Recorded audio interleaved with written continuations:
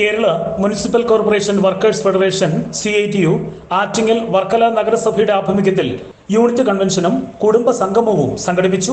ആറ്റിങ്ങൽ വ്യാപാര ഭവനിൽ നടന്ന കുടുംബ സംഗമം Kerala municipal corporation workers federation സംസ്ഥാന ജനറൽ സെക്രട്ടറി കണ്ണമ്മൂല വിജയൻ ഉദ്ഘാടനം ചെയ്തു. ഒരു ജനാധിപത്യ രാജ്യത്ത് ഏറ്റവും കൂടുതൽ ആളുകൾ എന്ന് പറയുന്നത് തൊഴിലാളികളാണ്. അങ്ങനെ അവരുടെ അവകാശങ്ങളെയും ആനുകൂല്യങ്ങളെയും എല്ലാം ഇല്ലാതാക്കുകയും ഓരോ തിരഞ്ഞെടുപ്പിനെയും നേരിടുവാൻ ഇപ്പോൾ വിലക്കയറ്റം, അതിരൂക്ഷമായ വിലക്കയറ്റമാണ് രാജ്യത്ത് നിലനിൽക്കുന്നത്.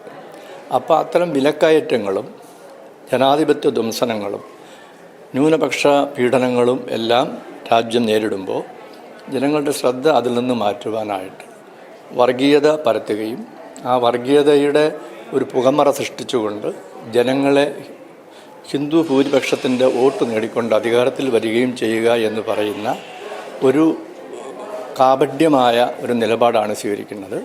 അത് മുസാഫർ നഗറിലെ കലാപമുണ്ടാക്കിക്കൊണ്ട് 2014 അധികാരത്തിലേക്ക് വന്നതും, അതുപോലെ തന്നെ നമ്മുടെ ബാലക്കോട്ട് പുൽവാമയിലെ ആക്രമണം ഉണ്ടാക്കിക്കൊണ്ട് ആ ആക്രമണത്തിന് ബാലക്കോട്ടിലെ ഈ സർജിക്കൽ ഓപ്പറേഷൻ എന്ന് പറഞ്ഞുകൊണ്ട് അങ്ങനെ ഒരു പുകമറ സൃഷ്ടിക്കുകയും ഓരോ തിരഞ്ഞെടുപ്പിലും ഇത്തരത്തിലുള്ള ഗിമിക്കുകളിലൂടെ രാജ്യം നേരിടുന്ന വിഷയങ്ങളിൽ നിന്ന് ആളുകളുടെ ശ്രദ്ധ മാറ്റിക്കൊണ്ടുള്ള പുതിയ പുതിയ നയങ്ങളും കപടതകളുമാണ് ഇവർ നടത്തിക്കൊണ്ട് വരുന്നത്. ഇതിനെതിരെയുള്ള വലിയ ജനരോഷം ഈ തെരഞ്ഞെടുപ്പിലുണ്ടാവും.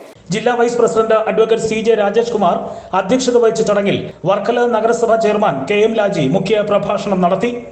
നമ്മുടെ രാജ്യത്ത് മുഴുവൻ അറിവുള്ള പ്രശ്നങ്ങളാണ്.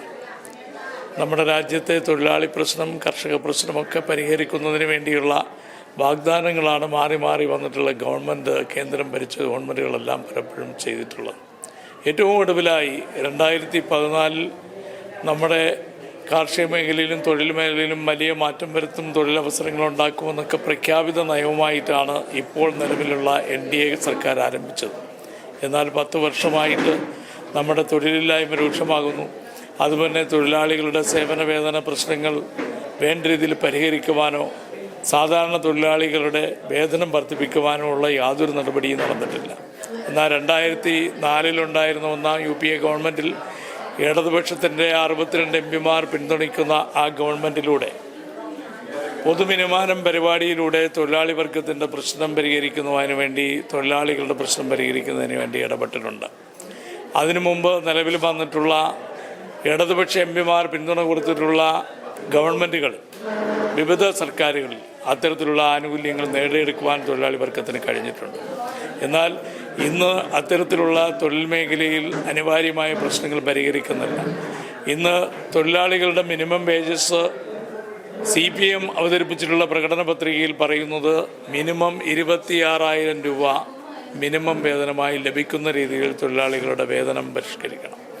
അതുപോലെ തന്നെ കാർഷിക തൊഴിൽ മേഖലയിലുള്ള മാറ്റത്തിന് വേണ്ടിയുള്ള പ്രകടന പത്രികയുമായാണ് ജനങ്ങളുടെ അനിവാര്യ പ്രശ്നങ്ങൾ പരിഹരിക്കുന്നതിന് വേണ്ടി ഇടതുപക്ഷ ജനാധിപത്യ മുന്നണി ഈ തെരഞ്ഞെടുപ്പിൽ നേരിടുന്നത്.